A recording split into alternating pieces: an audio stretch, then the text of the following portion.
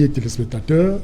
Je voudrais, si vous en avez gré, saluer les panélistes avec lesquels nous allons certainement éclairer la lanterne de nombreux téléspectateurs qui nous regardent et passer un bonsoir spécial à tout le fan club Dr Louison Issoumba du côté de Bonabéry. Et il y a une inconditionnelle de cette émission, Maman Agathe, qui nous regarde et qui a souhaité quand même qu'on lui fasse un clin d'œil. Donc bonsoir à tous et merci d'être là. Oui, Dr Louison Issoumba, le gouvernement, comme c'est titulé là, débandade gouvernementale. Est-ce que vous comprenez ce qui se passe aujourd'hui? Bien entendu. Le sauve qui peut, c'est chacun qui veut sauver sa tête. Bien entendu. Livre ses collègues, comme ça.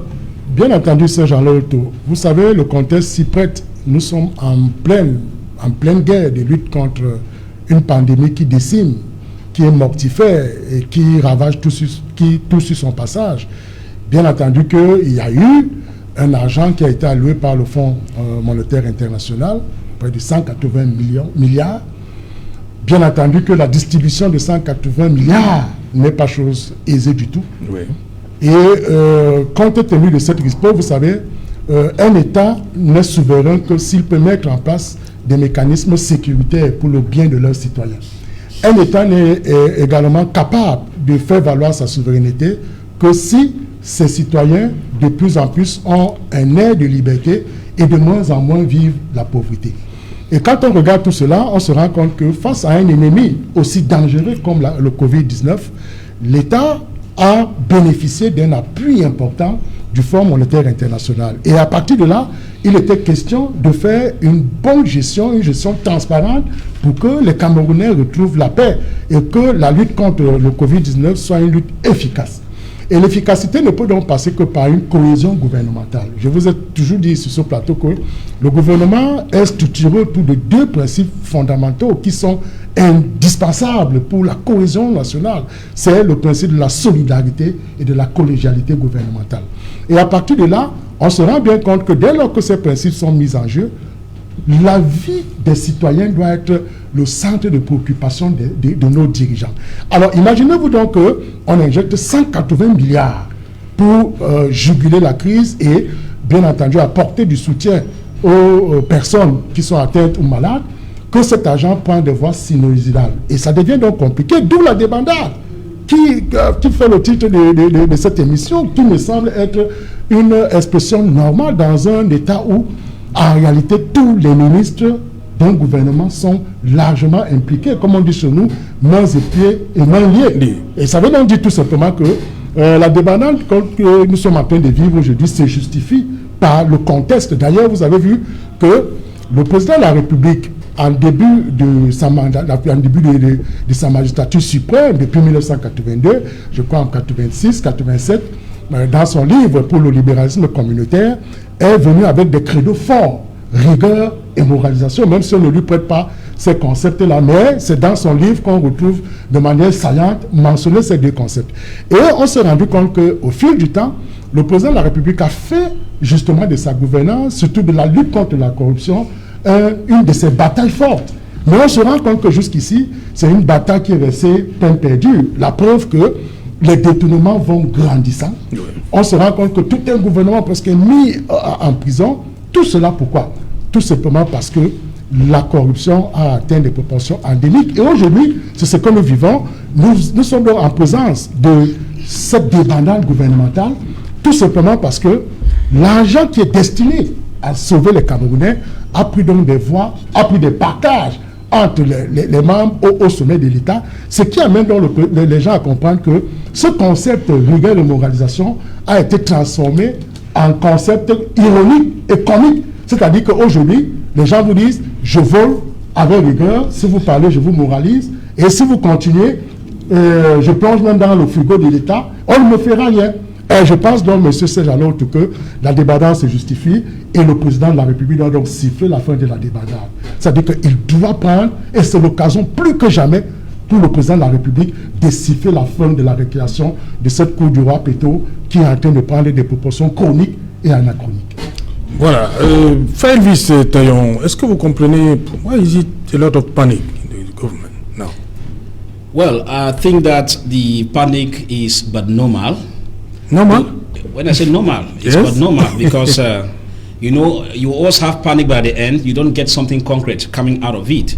It's so sad, as I said some time ago, that if you look at the way we have been looking at things, you know, with the party CRM and Professor Maurice Kamto, President Pedai Koka, and President Abel Zonga, all have been on the verge of preaching the aspect of accountability. You will remember that CRM had been at the forefront preaching on accountability at the level of the SHAN.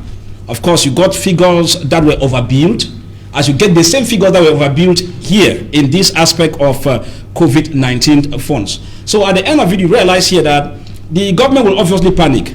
But then, why the panic, even if it's a normal issue?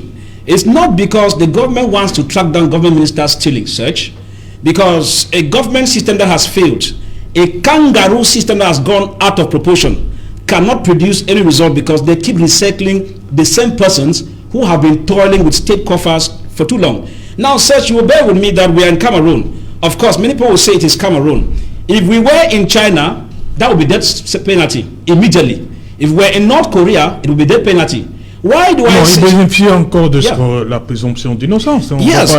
No, you are right. It will be that. But now you discover that it is an arm of the state that gives you these findings. It is not me. Yes. It is not you. And so unless we want to doubt the credibility of the arm of the state, because if we have state institutions that make their preliminary reports to forward now to the presidency, it means that those preliminary reports have been done following investigations because they are due persons specialized in that field. Now, when you talk about it, Mr. Serge, look at the situation. If you look at it, you have errors from the beginning of the COVID dispatch fund right to the present expenditure, where we have even some part of them that are even missing along the line. Now, if you look at it, you will realize that we have what is called a contract rules and regulations in the country, which is under MINMAP. Yes. Now, when this body was made available, now, that's why I said it is not all persons in the government who are bad. Because we look at Minister Taba Mala. Now, on the 30th of July, 2020, Minister Taba Mala created a special tenders board to cater for the issues revolving around COVID-19. When this board was created, it was now placed at the disposal of the Minister of Public Health.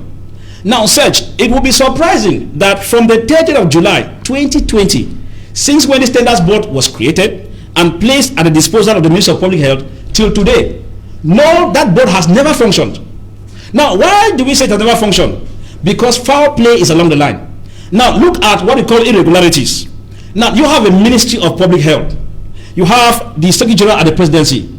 Now, under normal condition, even if the Secretary General does not want to go through the tenders board created by MINMAP, it becomes abnormal that you move to a ministry, you bypass a Minister of Public Health, and then you give orders to his paymaster general in that ministry. You order that paymaster general to go on with payment to another firm that will be charged with the creation of face masks and hydraulic. You could imagine what I'm talking about. Now, these are things that are quite evidence because we have it here, and that letter was dated 14th April 2020, signed by the Secretary General of the Presidency, giving special order to the Paymaster General of Minsante, and he was to pay that money to the Director for the Center for Development and Technology. You could imagine. Now, look at the procedure. That you come to somebody's school or we come to Equinox. Now, instead of talking to your boss, another boss now calls but your chief of programs or your subordinate and gives you order to pay. You could see the discrepancies already. Now, those are the issues, Serge. If you look at the companies involved. This on agit dans l'urgence. Yes. No, it could be in urgency, Serge, but it does not mean that you should bypass protocol. Boss can now instruct his paymaster that you can pay this money based on instruction from the Secretary General of the Presidency. But it was not done. Now look at it, Mr. Serge. We have a host of irregularities in it. The ministers have every reason to panic. Why? Because they were not aware of the fact that IMF will insist on accountability before going further for the further dispatch of the sum. So many in all the ministries now knew that this was free money that had fallen from heaven. And so they could use it the way they like, as they have been using. When a system is kangaroo, I will be surprised if I hear people justifying this, because when you get Supreme State Audit and ARM, and you get Special Criminal Court with irregularities clearly stated, and now only to be forwarded to the presidency because of the instruction that came from the presidency, it will be abnormal if anybody from the said ruling party comes on to justify anybody who justifies these kind of reports means that you yourself, as a member of the CPDM, are discrediting these organs put in place by the state. It is a taboo. I will come back because there are several revelations here of a billing and all that, which I will not want to. I want to come back when I come back for the second round. Thank you. Barrister Ndoungé, vous comprenez ce qui se passe aujourd'hui dans le gouvernement camerounais, des ministres qui sortent sur tous les documents. Il circule un certain nombre de documents depuis que certains ont été auditionnés au TCS pour justifier la répartition des fonds dans le ministère. Utilisation qui a été faite. Oui, Serge Alain, pour moi c'est tout à fait normal que quand on vous accuse, vous trouvez des voies et moyens pour vous défendre. D'ailleurs, il y a un proverbe de chez moi qui dit que quand tu es en train de mourir, tu dois quand même déchirer la couverture avec les pieds. C'est ce qui se passe dans le gouvernement actuellement. Chacun jette la responsabilité sur ses collaborateurs. Et c'est de bonne guerre. Ce qui me gêne extrêmement, c'est la raison pour laquelle le Fonds monétaire international nous a alloué les 180 milliards pour lutter contre la Covid. C'est l'argent des morts. Ces gens qui sont accusés aujourd'hui, ma foi, sont assez nantis. Et je me dis qu'il n'y a que le rat palmiste pour voler même ce qui ne va pas lui servir. Si je m'en tiens au fait que le rapport d'étape vient de la Chambre des comptes et qui est la crème de la crème des magistrats au Cameroun, malgré ma position d'avocat et que le principe voudrait que quand on est accusé, on est d'abord présumé innocent, des soupçons pèsent assez fort pour que cela soit avéré. D'ailleurs, ces hauts magistrats nous ont fait comprendre qu'il y a une possibilité de 30 procédures de faute de gestion et 10 procédures qui peuvent, des faits qui peuvent donner lieu à des infractions. J'accorde du crédit à cela. Le moment venu, les mises en cause vont apporter leurs éléments de preuve pour essayer de se dédouaner. Mais si nous avons déjà des précédents, comme la CAN, où on parlait de 1000 milliards, 3000 milliards, quelque chose de ce genre, où nous avons crié à haute et intelligible voix qu'il fallait ouvrir des enquêtes et que jusqu'aujourd'hui rien n'est fait, les mêmes causes produisant les mêmes effets, je suis sûr que ces gens se sont partagés les 180 milliards en se disant, bon ben, ça a toujours été ainsi, qu'est-ce qu'on va faire? Parce que je me dis, le leader qui est le chef de l'État en 2011 nous faisait comprendre dans l'un de ses discours que l'opération Épervier, la lutte contre la corruption, doit prendre de l'envergure et que personne ne doit échapper à cette lutte. Personne ne doit se sentir au-dessus de la loi. J'ose croire qu'il a suffisamment embrayé et que les responsabilités seront dégagées, que les responsables vont payer parce que nous sommes habitués à la justice de ce pays que nous décrions parfois de temps en temps. Il y a des bons magistrats, il y a également des mauvais. On va s'organiser pour liquider les brebis galeuses. Il y a des agneaux du sacrifice qu'on va offrir en offrande. Je crois que l'enquête est ouverte et qu'on va laisser les mains libres à ces magistrats, au tribunal criminel spécial, pour faire son travail et que les responsables de ce que je peux appeler l'un des plus grands scandales soient sanctionnés avec la dernière énergie. Voilà, docteur Boussi, comme disait Barrister Ndoungé, ce qui arrive aujourd'hui, c'est peut-être parce que... Est-ce que ces personnes-là ont été surprises, ne s'attendaient pas à ce que les événements prennent cette tournure-ci? Parce que comme il dit, il y a eu des précédents, il y a eu des détournements, on n'a rien fait.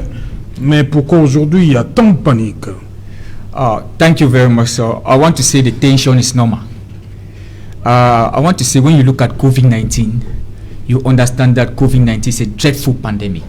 Many people have died out of the country. Even in Cameroon, people are still dying of COVID-19. If you look at the US, people have died. You go to Italy, people have died. You go to China, thousands of people have died. And the International Monetary Fund supported Cameroon for the eradication of COVID-19. And we appreciated that. I want to say that psychologically, people must panic. People must tremble. There must be that nervousness. There must be that fear, anxiety, psychological trauma at this point in time for those officials. But I want to say that President Paul Biya, if he has been doing this follow-up all the time, it will be very wonderful. I want to applaud President Paul Biya for this gesture of follow-up. I think that let's not focus by saying that it's the International Monetary Fund that is putting pressure.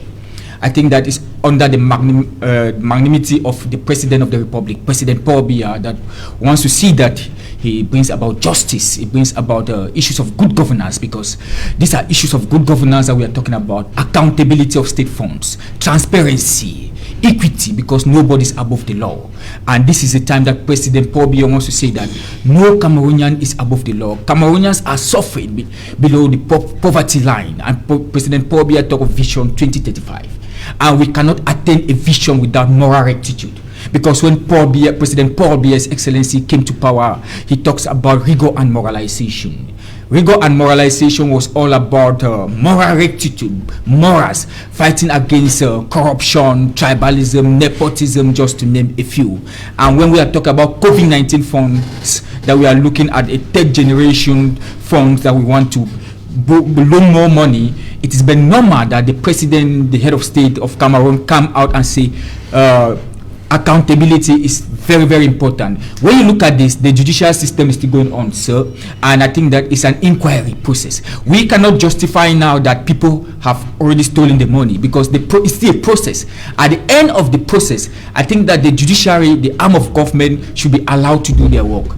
And I think that the judiciary is the arm of government that interpret the laws of the country, and they should be allowed. The executive should not involve in this judiciary process. Let's allow the judiciary to perform their tasks the way they are supposed to perform, because President Paul Biya wants justice. He wants that we should fight against corruption, nepotism, tribalism, so that people can have the goodwill when giving state funds to manage, because we are talking about mismanagement.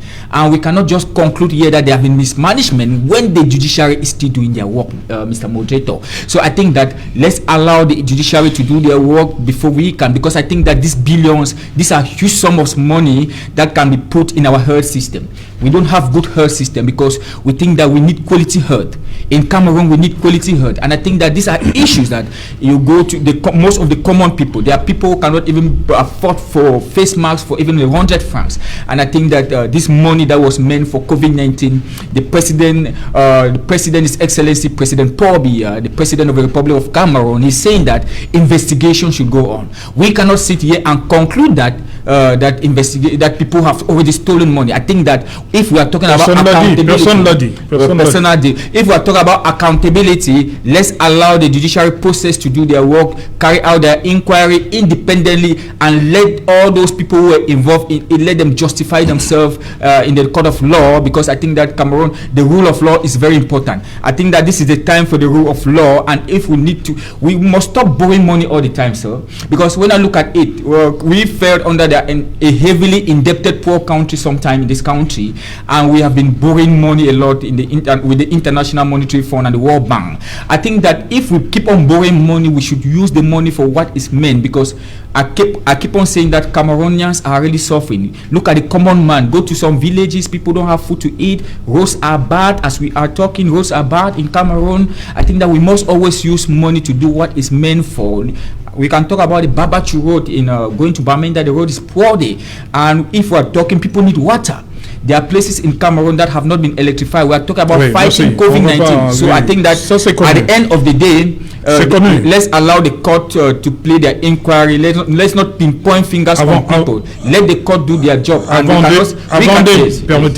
d'aller chez le docteur Essomba, vous dites que le président fait bien ce qu'il a entamé là, poursuivre cette Yes, I said that what the president is doing is very okay, because as the president... Et que dites-vous de ce qui se passe par rapport à la CAN 2019?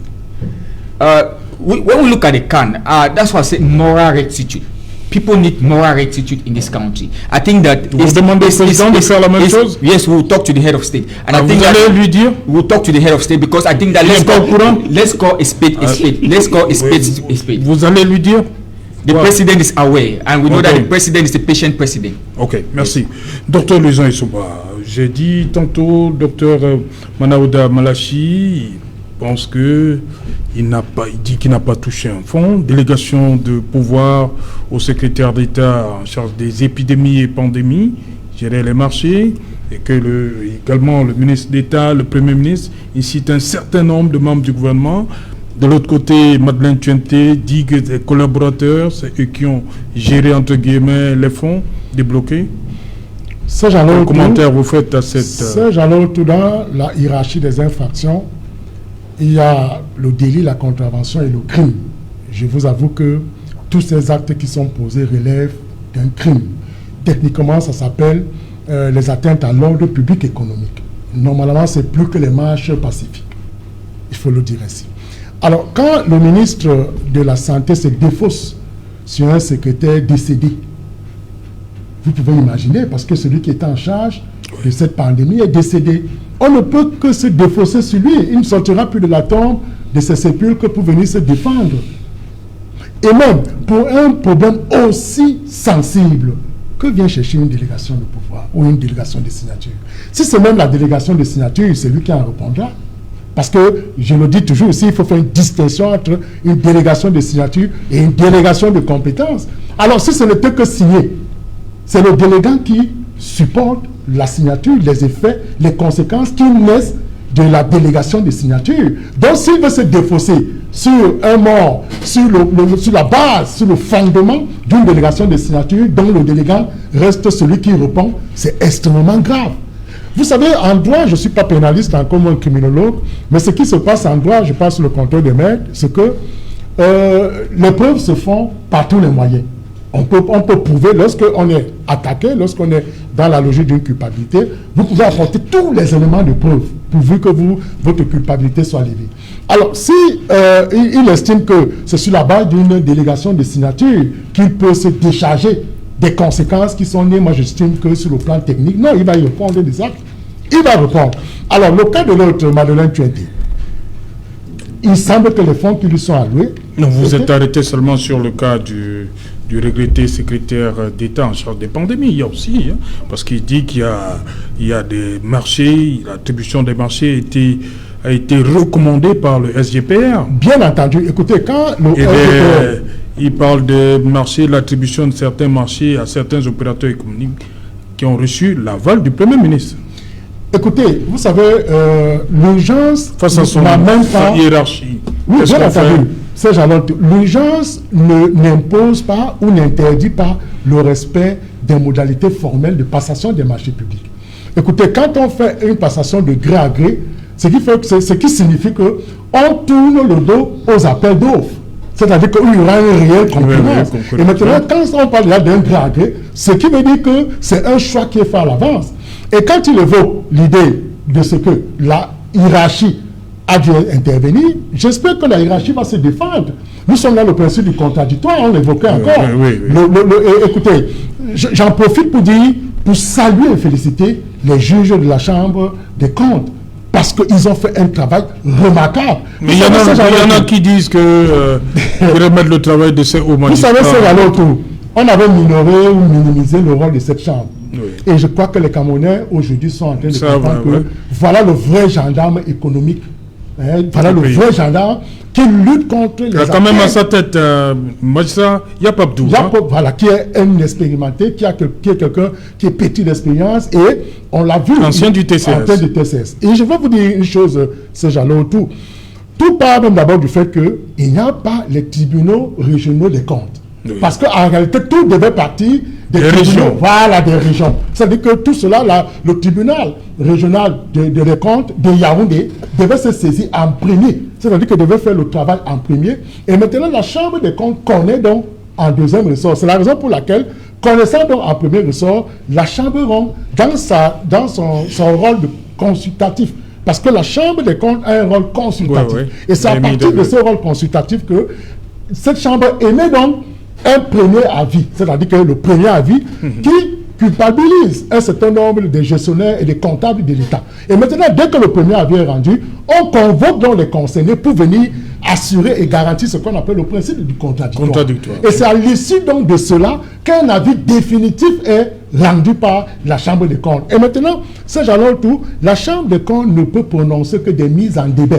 Oui. C'est-à-dire que maintenant, pour les questions de pénales, de condamnation pénale, on laisse la possibilité au procureur général d'entreprendre et de faire les poursuites. Maintenant, écoutez, le ministre de la Santé a invoqué ou bien convoqué le nom de deux personnalités, le secrétaire général de la présidence de la République et le Premier ministre. Bien entendu, nous avons vu que le Premier ministre, d'abord le secrétaire général de la présidence est devenu ordonnateur à partir de la création de la task force. Il est devenu ordonnateur des dépenses liées au Covid. Donc, c'est lui désormais qui emporte toute la responsabilité. Bon, maintenant, quand tu as passé un ordre à un ministre de respecter, soit de faire passer un marché, je le dis encore, je reviens dans la même logique, il doit répondre des actes s'il tente vrai que, effectivement, le ministre a reçu. Mais encore que, qui fait rapporter les preuves, ces gens-là tout. Parce que tout le problème aujourd'hui, ce n'est pas, c'est de rapporter les preuves. Vous savez, quand le juge Slick jugeait M. Atanobara, il lui a simplement demandé une seule question: est-ce que vous avez les preuves de vos allégations? Donc, en droit pénal, la preuve se fait donc par tous les moyens. Le Premier ministre va se défendre, au même titre que le ministre secrétaire général de la présidence de la République. Voilà. Elvis, sur cette façon, on va le dire comme ça, de livrer, entre guillemets, ses collaborateurs. Yes, I think, but it's when I see a minister giving that kind of excuse, I call it an excuse and a defense. I think it's not worth it. Serge, you must understand. Like if est-ce que si c'est la vérité, yep. Madeleine Tienté, par exemple, elle dit qu'elle donne les noms des responsables qui ont perçu des fonds. No, Serge, even if she gives the names of the people involved. Et les montants, bien sûr. And the amount. The first thing is, as a minister who heads that ministry, how do you allow that money to go into other people's hands?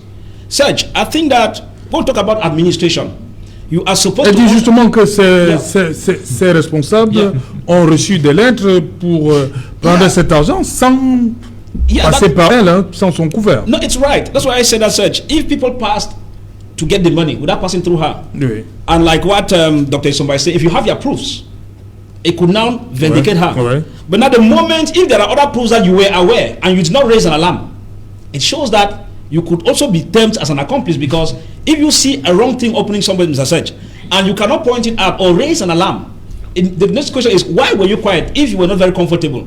Because now we see everybody's trying to justify.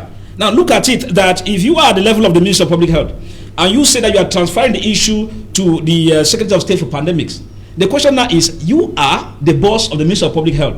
Now, if your subordinates decide to sign things without your knowledge, it's a managerial error on your part. It's the same like if President Paul Biya sits at the 2G and all these ministers at the end of it are guilty of embezzlement, it is a managerial error on the president, which means that he has failed woefully. No. Mr. Serge, people must be able to take their responsibilities. When I see Dr. Busi, going up and coming down, the head of state is, is rule of law and all the like, I have the impression that he does not understand the term, the separation of power. Dr. Busi, because we call it intellectual dishonesty of the first order. Yeah. Why do I say so? If you sit and praise the head of state, at the same time you are crying on the road network, which is poor in the country, Serge. You are talking about they don't need to borrow money. At the same time, you are praising that very head of state, who even went and probably contacted the IMF to come and give that kind of money for one reason or the other, and the loans we have in their numbers.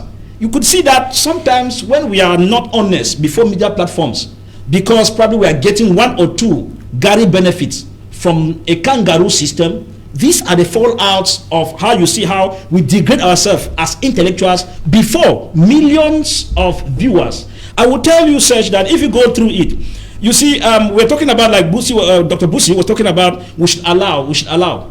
Serge, once a procedure begins, you could start commenting on the minor issues that are made public by that same institution, because the issue was not in-house. The audit bench of the Supreme Audit Bench do their findings. Now, Supreme Court itself, Special Criminal Court rather, is also taking its own part of the findings. Now, if these findings, as per what they have, the report is made to the public, because how did I get to it? How did they get to it? I'm not sure that we went and bulged into their offices in Yaoundé to pick it up. No. They were made public. Yes. So if they're making it public, I don't see how a doctor on this platform will tell us that no, we don't need to comment on it. When there are evidence, when a state institution puts this kind of thing. Now, sir, can you imagine that if, for example, we are at the Ministry of Scientific Research, you have the document there, where they tell you that, all right, we need to produce this quantity of 5 million. 5 million of chloroquine. 5 million in the country. Yes. And now, how do you explain and how do you justify? As we have CPD and people always justifying, even when they are always evil at all times, to say that from that finding and the report, of course, the commission doubts that how comes that this issue, which was supposed to be done locally, now was instead given an order from out of the country and in India, and the packaging was instead done in Cameroon. You could imagine. Now, when you look at this kind of findings, search, how do you justify when that was not the specification as per the contract from the beginning? Because we understand that the Minister of Scientific Research came and defended that we are capable of producing this product, this drug locally. And when the contract was given now, you went out now to procure it from India to do the packaging in Cameroon, given the semblance that it was prepared, it was produced in Cameroon. Now, if this institution, like what Dr. Somba is saying, we must le ministre de la Recherche scientifique s'appuyait sur les dires du directeur de l'Institut de recherche médicale et d'études de plantes médicinales qui a dit qu'il pouvait produire la chloroquine. Hein? 5 millions. Yes. Voilà pourquoi il écrit au chef de l'État pour dire qu'on peut. Yes. Le chef de l'État débloque 1 milliard. So it's a problem, Serge, because you, the minister, you defended something. And the head of, because I said, Serge, we are talking and laughing. Imagine that people are dying in Galabonduka. People are dying in Menyomosala. People have problems over there in Furawa as per COVID-19. And money comes in.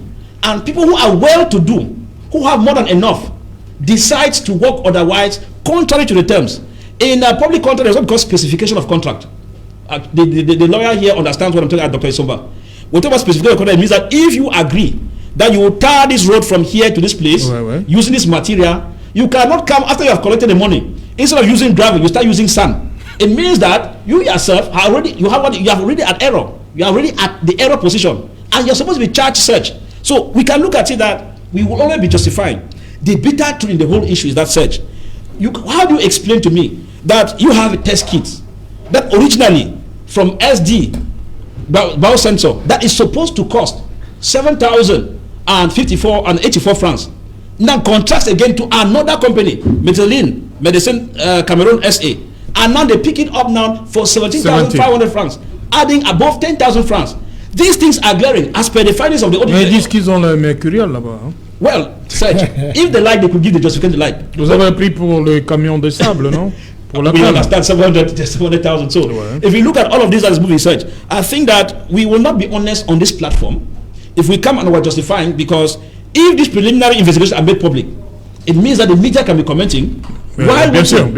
You comment on it while waiting for the final verdict. So, if the CPD man here tells us, no, we should not comment, it means that you are saying that those who made it public surely made an error. Therefore, search, we need to call a spade a spade. The regime has failed. And failed woefully, including Dr. Busi, who is supporting the kangaroo system. Thank you. Permit me, sir. Oui, rapidement. Okay. Thank you very much, sir. Mr. Kangaroo, I think that... no, Mr. Fa Elvis. Mr. Fa Elvis, with due respect, I think that no matter what, if we are talking state issues, we must always give respect to the President of the Republic, the head of state. And I want to say that no matter what, you must give respect to your president. And I want to say that, sir, the findings are still ongoing. And we cannot sit in this platform and justify things. And you yourself, you are in the MRC party. And you know that money was contributed in the MRC party, and no accountability has been given by Professor Maurice Kamto. Professor Maurice Kamto has held several conferences.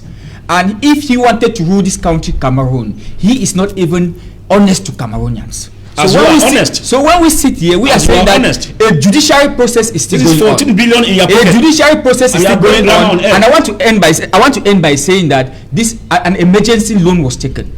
We are saying that this emergency loan has been taken, but we feel that the people who were responsible let them go to the court of law, defend themselves, and if they are not able to defend themselves, the court of law will speak the truth. And I want to say that we have created a lot of corruption bots in this Cameroon. President Pobia came up with APDA. President Pobia came up with Operation Sparrowhawk, and I think that we should talk the truth. There are certain things that we should talk the truth.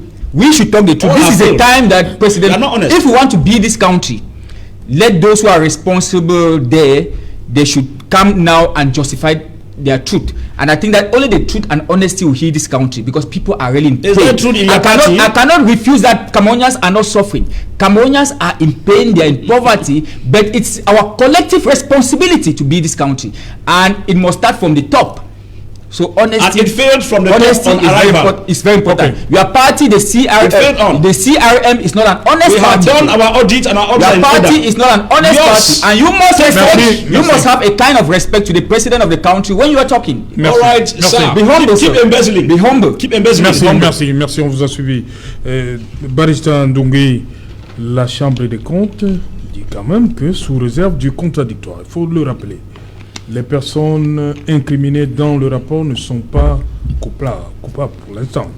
Oui, c'est tout à fait... Elles doivent apporter la preuve. Oui, c'est tout à fait normal, Serge Alain. Notre constitution, le code de procédure pénale et les différents textes internationaux le disent. Le principe de la présomption d'innocence. Quand vous êtes accusé, vous devez apporter les preuves. Vous devez vous défendre. Mais ce qui m'écoeure un peu dans ce que nous avons appelé la Covid Gate, c'est que des gens accusés se dédouanent d'une façon que moi personnellement je n'arrive pas à comprendre. Le grand frère Dr Essombala évoquait tout à l'heure en parlant de fond en comble de la délégation de signature et de la délégation du pouvoir. Si vous déléguez, en cas de faute, vous le déléguant, vous allez répondre. C'est tout à fait normal. Et je vais parler un peu plus simple, parce que vous avez évoqué le nom d'un certain nombre de hauts responsables de ce pays, le SGPR, le Premier ministre. Ce sont des gens encore vivants, mais en droit pénal, Serge Alain, si je vous demande d'aller tuer et que vous partez tuer, en sachant que c'est un crime, ça ne vous dédouane pas. Oui. Cela veut dire quoi? Cela veut dire que si l'ordre donné au ministre de la Santé était fondamentalement illégal et qu'il a respecté, il doit répondre. C'est ça. Ça ne le dédouane pas de sa responsabilité. Mais nous sommes encore dans des enquêtes préliminaires. La Chambre des comptes a donné un rapport d'étape. Nous attendons que les comptables et autres puissent se justifier, et à partir de là, les responsabilités doivent être dégagées. Mais le comportement de ces ministres dont vous avez évoqué tout à l'heure, c'est des comportements normaux de toute personne qui est accusée. Ils ne vont pas croiser le bras et dire « Ok, nous avons volé, envoyez-nous à Konegui et autres. » Non, pas du tout. Et je me plains parce que notre jeunesse que nous avons envoyée à l'Assemblée nationale devait être l'alerte par rapport à un tel scandale. Et je profite de l'occasion pour dire merci et donner mes lettres de noblesse à l'honorable Nietzsche, à l'honorable Nietzsche du SDF, parce que il a adressé plusieurs correspondances au ministre de la Santé relativement à ce scandale. Et je me dis, si en son temps, peut-être il avait répondu en disant, ok, je ne suis pas la personne indiquée, adressez-vous plutôt à tel ou à X ou à Y, on comprendrait aisément que c'est tout à fait normal. Mais aujourd'hui, que le scandale est là et qu'on se met à jeter les responsabilités de part et d'autre, il y a de quoi, le doute s'installe. Et puis, ce n'est pas bien. Il faudra que cette jeunesse que nous envoyons à l'Assemblée nationale soit l'alerte. Que ça ne soit pas cette jeunesse qui va venir nous dire qu'ils ont 1 million de francs de salaire et qu'ils n'ont plus faim. C'est un peu ça. Je peux conclure là-dessus. Voilà, Dr Luison et Soba, justement, les parlementaires, est-ce qu'ils ont... Jean-Michel Nietzsche s'est retrouvé tout seul? il a mené un combat juste et aujourd'hui, je crois qu'il faut lui reconnaître, il faut tirer un chapeau à Jean-Michel Nitieux. Ok. Voilà, on va revenir après le journal. Madame, monsieur, dans un instant, le journal de 20h, mais tout de suite, les titres. Bonsoir Cédric, au menu ce soir. Bonsoir Saint-Germain, bonsoir aux invités. Ce soir, nous ferons le point sur la situation au Mali.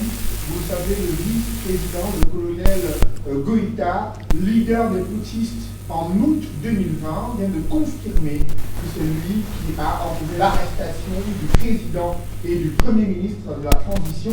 Il les accuse d'avoir violé la charte de la transition et annonce leur démission. Vous écouterez ces motivations dans le journal de 20h. Nous ferons le point sur la situation sécuritaire et le chaos politique qui se dessine dans ce pays d'Afrique de l'Ouest. Nous parlerons également dans le journal de 20h d'un geste hautement symbolique posé par le président Macky Sall. Il s'est rendu hier soir à la résidence du président Amadou Ahidjo à Dakar, au Sénégal, un mois après le décès de Germaine Ahidjo, ex-première dame du Cameroun, décédée et inhumée en exil aux côtés de son époux. Vous suivrez comment les collaborateurs du président sénégalais ont rassuré la famille du président Amadou Ahidjo sur les moyens mobilisés pour assurer leur prise en charge au Sénégal. Nous parlerons également dans le journal de 20h d'une affaire qui fait beaucoup de bruit à Baham, là où un jeune a été torturé dans des circonstances encore floues durant son arrestation par des forces de maintien de l'ordre. Que s'est-il réellement passé? Élément de réponse dans quelques instants. Saint-Germain. Justement, ne manquez pas le 20h de Cédric Nouffelé dans un instant. Madame, monsieur, je vous retrouve après pour Equinox Soir, deuxième partie. Ce sera le temps du débrief. Mais avant tout ça, une page de pub. Quel est votre vin préféré? Pour moi, c'est la cuvée du roi. Maria.